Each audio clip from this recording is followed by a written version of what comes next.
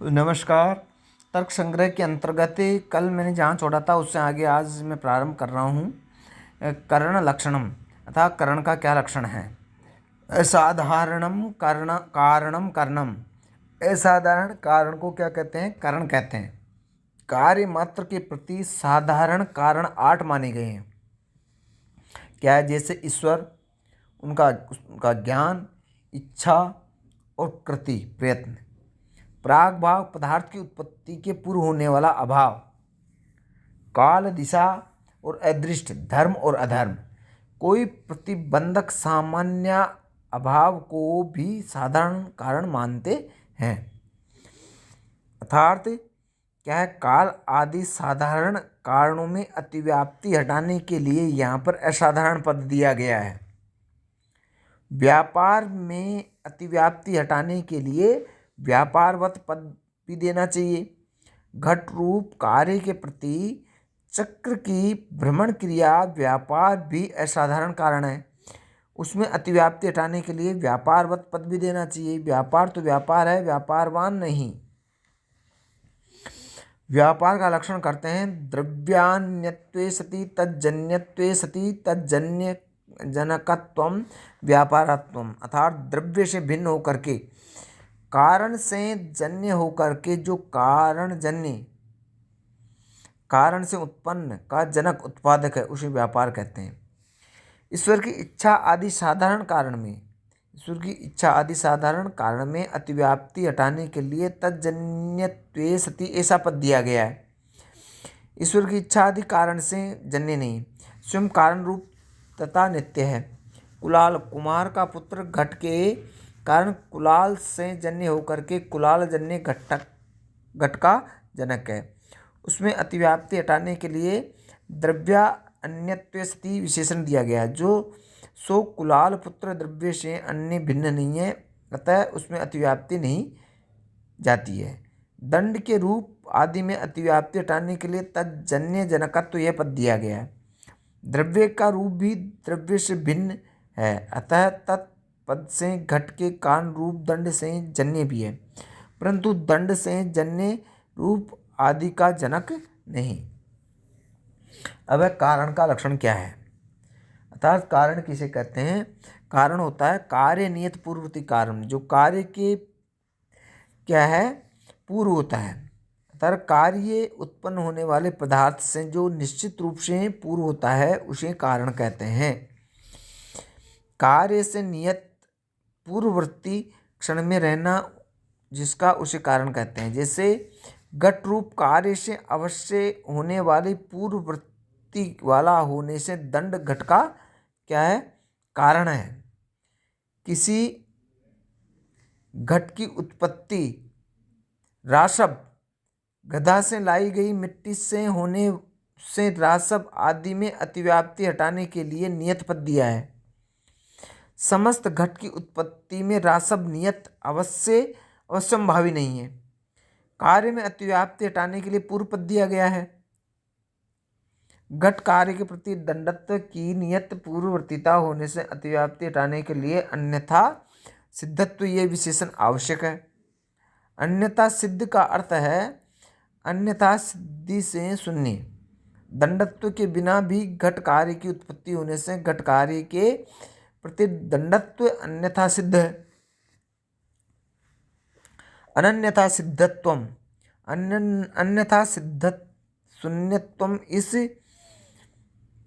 विशेषण से ही रासव आदि अन्यथा सिद्ध का निवारण होने से नियत पद का कुछ प्रयोजन नहीं है। इस प्रकार कारण का लक्षण हुआ अन्यथा सिद्धत्वे सदि कार्य पूर्ववर्तीत्वम कारणत्वम। अन्यथा सिद्धत्वम इस पद का लक्षण हुआ अन्यथा सिद्धि शून्यत्वम, अर्थात अन्यथा सिद्ध न होकर के जो कार्य से पूर्ववर्ती होता है उसे कारण कहते हैं। आवश्यक नियत पूर्ववर्ती से ही कार्य की उत्पत्ति होने पर उसके साथ होने वाले धर्म को अन्यथा सिद्धि कहते हैं। कुलाल, पिता आदि अन्यथा सिद्धों में रहने वाले धर्म विशेष को अन्यथा सिद्धि कहते हैं। आवश्यक नियत पूर्ववर्ती दंड आदि कारणों से ही घट आदि कार्य की उत्पत्ति होने पर उसके साथ होने वाले दंडत्व और दंडरूप आदि अन्यथा सिद्ध कहलाते हैं। ऐसे अन्यथा सिद्ध घट आदि कार्य के कारण नहीं माने जाते। अब यहाँ है कार्य लक्षणम। कार्य लक्षण क्या है? कार्य का क्या लक्षण है? कार्यम प्राग प्रतियोगी, अर्थात कार्य का लक्षण है प्राग भाग प्रतियोगित्वम कार्यत्वम, अर्थात प्राग भाव के प्रतियोगी को कार्य कहते हैं। कार्य की उत्पत्ति के पहले होने वाले अभाव को प्राग भाव कहते हैं। जैसे उदाहरण है, इस कपाल घट के अवयव में घड़ा होगा। यहाँ पर घट की उत्पत्ति के पहले होने वाला अभाव प्राग भाव है। यस्याभाव स प्रतियोगी, इस नियम के अनुसार घटाभाव प्रतियोगी घट रूप कार्य होता है। अभाव प्रतियोगित्वम कार्यत्वम ऐसा लक्षण करेंगे तो अभाव पद से अनन्याभाव भी हो सकता है। तब अनन्याभाव का प्रतियोगी सकल पदार्थ होगा। सब में कार्य का लक्षण घुसेगा। इस काल आदि नित्य पदार्थत्व में अतिव्याप्ति होगी। उसको हटाने के लिए प्राग भाव पद दिया है। प्राग भावत्वम कार्यत्वम ऐसा लक्षण करेंगे तो अनादि प्राग भाव में कार्यत्व की अप्रसक्ति होने से असंभव दोष हो जाएगा। उसको हटाने के लिए प्रतियोगी पद दिया गया है। कौन सा प्रतियोगी पद दिया गया है यहाँ पे? अब कारण के भेद कितने हैं? कारणम त्रिविधम। कारण कितने प्रकार का होता है? 3 प्रकार का होता है। समवाय असमवाय निमित्त भेदात। समवाय कारण, असमवाय कारण और निमित्त कारण। समवाय कारण क्या है? उसका लक्षण और उदाहरण क्या है? यत् संवेतम कार्यम उत्पद्यते तत् समवायु कारणम उत्पद्यते यथा तंतवः पटस्य पटस्य स्वगत रूपादे। जिसमें समवाय संबंध से रहकर कार्य उत्पन्न होता है उसे समवाय कारण कहते हैं, समवायी कारण कहते हैं। जैसे तंतु पटके और पट के रूप आदि का समवाय कारण है। तंतुओं में समवाय संबंध से होकर के पट कार्य उत्पन्न होता है, इसलिए तंतु पट के समवाय कारण है। इसी तरह पट में समवाय संबंध से संबंध होकर के पट रूप उत्पन्न होता है, इसलिए पट रूप का समवाय कारण है। इसी प्रकार से कपाल में समवाय संबंध से संबंध होकर घट कार्य उत्पन्न होता है, इसलिए कपाल घट कार्य का समवाय कारण है। इसी तरह घट में समवाय संबंध से संबंध होकर के घट रूप उत्पन्न होता है, इसलिए घट रूप का समवाय कारण है। समवाय कारण को वेदांती उपादान कारण भी कहते हैं। अर्थात यत संवेतम यस्मिन् समवाय संबंधेन वर्तमानम तदित्यर्थ है। चक्रादि वारणाएं संवेतम इति, अर्थात जिसमें समवाय संबंध वर्तमान होकर कार्य उत्पन्न होता है वह समवाय कारण है। केवल यस्मिन पद दे दें और संवेतेन पद न दें तो जिसमें कार्य उत्पन्न होता है ऐसा पद अर्थ होता है। तब चक्र आदि में अतिव्याप्ति होगी, इसलिए संवेतम पद दिया। चक्र में घट समवाय संबंध से वर्तमान नहीं है, प्रत्युत संयोग संबंध से वर्तमान है। घट अपने अव्यय कपोलों में समवाय संबंध से रहता है, इसलिए घट का समवाय कारण कपाल है, चक्र नहीं। असमवाय कारण से लक्षणम उदाहरणम च। असमवाय कारण का लक्षण और उदाहरण क्या है? कार्येण कारणेन वा सह एकस्मिन् अर्थे संवेतम यत् कारणम समवाय कारणम। यथा तंतुः संयोगः पटस्य तंतुरूपम पटरूपस्य। कार्य अथवा कारण के साथ एक पदार्थ में समवाय संबंध से वर्तमान होता हुआ जो कारण है वह असमवायी कारण है। जैसे तंतु संयोग पट का और तंतु रूप पट रूप का असमवाय कारण है। कार्य पट के साथ एक पदार्थ तंतु में समवाय संबंध से वर्तमान होकर पट का असमवाय कारण हुआ तंतु संयोग। इसी कारण पट रूप का कारण पट के साथ एक पदार्थ तंतु रूप में समवाय संबंध से वर्तमान होकर पट रूप का असमवाय कारण हुआ तंतु रूप। समवाय कारण द्रव्य ही होता है, असमवाय कारण गुण और कर्म होता है। क्या होता है? गुण और कर्म होता है। असमवाय कारण का लक्षण करते हैं। कार्य अथवा कारण के साथ एक पदार्थ में समवाय संबंध से वर्तमान होकर के आत्मा के विशेष गुणों से भिन्न जो कारण है उसे असमवाय कारण कहते हैं। तंतु संयोग आदि में अतिव्याप्ति हटाने के लिए कारण ये पद दिया गया है। तंतु रूप आदि में अतिव्याप्ति हटाने के लिए कारणेन पद दिया गया है। आत्मा के विशेष गुणों इच्छा द्वेष आदि में अतिव्याप्ति हटाने के लिए आत्म विशेष गुण भिन्नत्वे सति ऐसा विशेषण पद दिया गया है। आत्मा में रहने वाले विशेष गुण किसी के भी असंभावी कारण नहीं है, वे निमित्त कारण माने गए हैं। विशेष में अतिव्याप्ति हटाने के लिए कारणत्व ये पद दिया गया है। नित्य द्रव्यों में रहने वाला विशेष कहीं भी कारण नहीं है। अब निमित्त कारण और उसका लक्षण और उसका उदाहरण।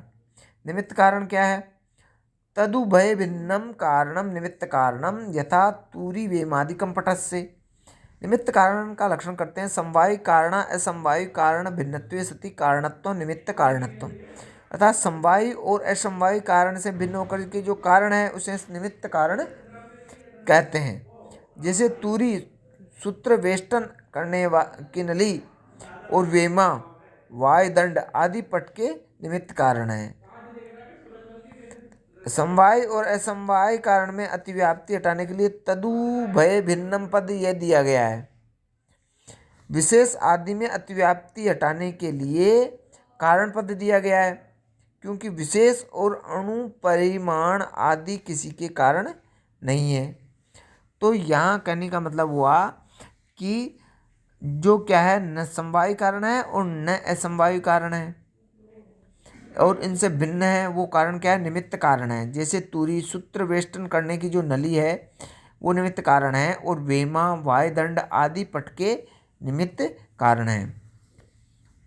समवाय असमवाय कारण वारणाय तदुभय भिन्नमिति विशेष साध अतिव्याप्ति वारणाय कारणमिति।